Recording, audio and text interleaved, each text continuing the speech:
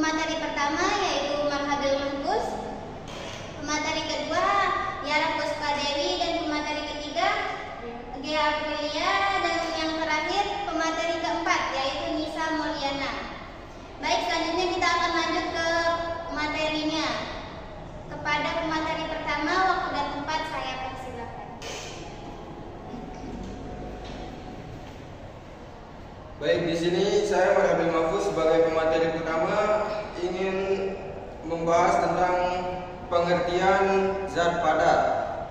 Zat padat adalah salah satu bentuk materi yang memiliki bentuk dan volume tetap karena partikel-partikelnya memiliki gaya tarik antar molekul yang kuat. Partikel dalam zat padat tidak bisa berpindah tempat, hanya bergetar di sekitar posisi tetapnya.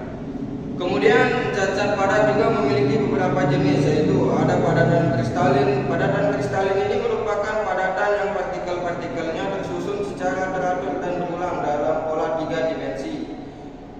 Kemudian ada padatan ionik. Padatan ionik tersusun dari ion positif keton dan ion negatif anion yang terikat oleh gaya elektrostatik ikatan ionik. Kemudian ada padatan logam. Padatan logam yang tersusun dari atom logam dengan ikatan logam, yaitu gaya tarik antara ion logam positif dengan elektron-elektron yang bebas bergerak, disebut lautan elektron. Contoh besi, tembaga, emas, aluminium, dan perak.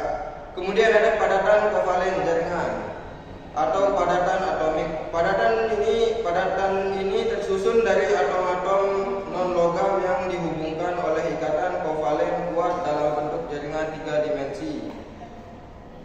Contoh bentuk kristal karbon yang sangat keras. Silikon dioksida. Silikon digunakan dalam semikonduktor. Kemudian yang keempat ada padatan molekuler.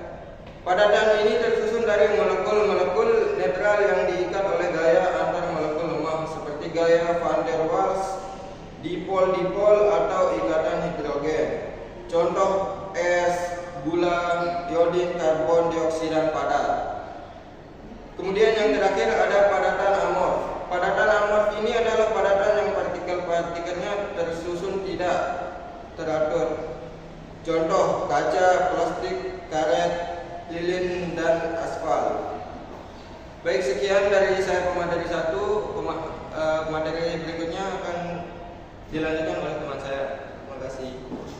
Baik, terima kasih saya ucapkan kepada pemateri pertama yaitu Marhabil Mahfuz. Kita lanjut ke materi yang kedua yaitu sifat-sifat ciri-ciri dan sifat fisik dari padatan yang akan disampaikan oleh Yara Puspadewi. Kepadanya waktu dan tempat saya persilakan. Terima kasih. Baik, saya akan menjelaskan ciri-ciri zat padat dan sifat-sifat zat padat. Ciri-ciri zat padat yaitu ada 5, memiliki bentuk dan volume tetap, tidak mudah dimanfaatkan, partikel yang hanya bergerak di tempatnya, dan 4, gaya tarik antar molekul sangat kuat. 5, memiliki massa jenis yang tinggi.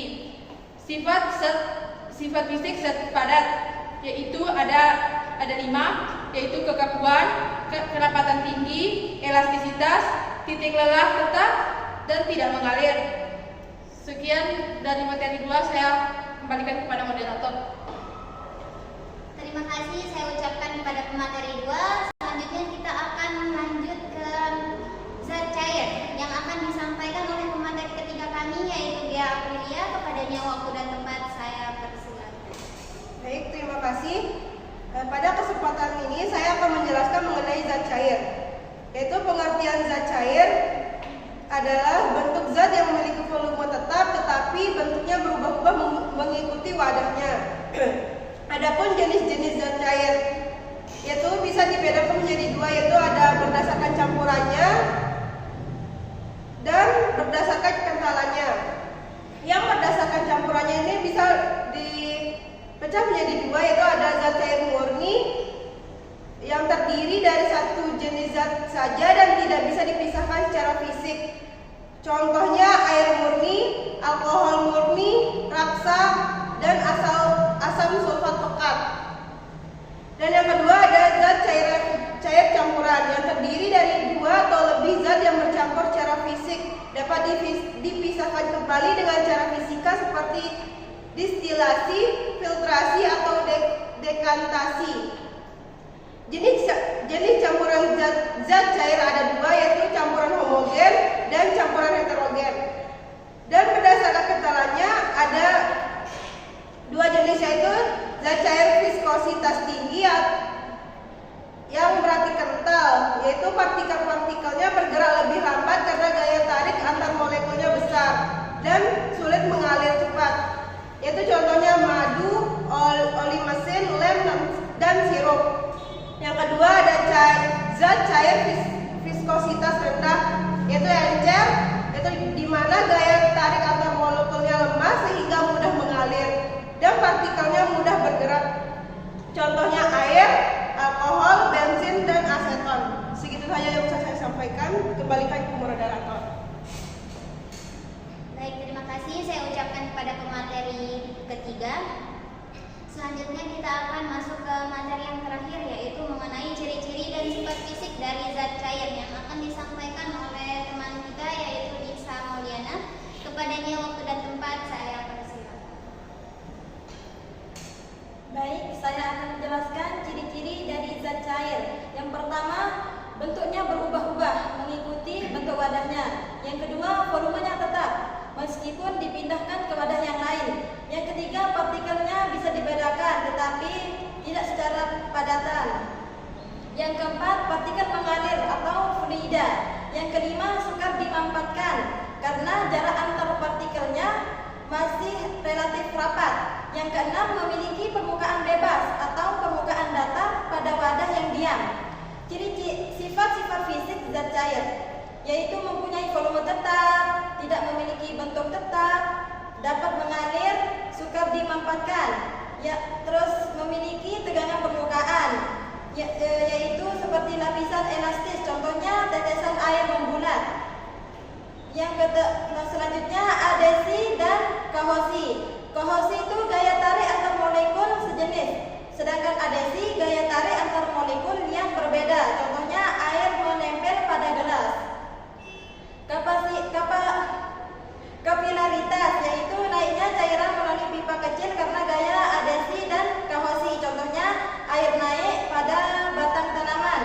Selanjutnya viskositas atau kekentalan, yaitu ukuran ketahanan cairan untuk mengalir, contohnya madu lebih kental daripada air. Sekian dari saya, kita lanjutkan ke moderator.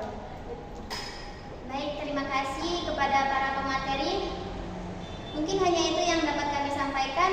Jadi kesimpulannya, yang pertama zat cair. Zat cair itu yang kita ketahui, zat padat. Yang kita ketahui zat padat itu bentuk dan volumenya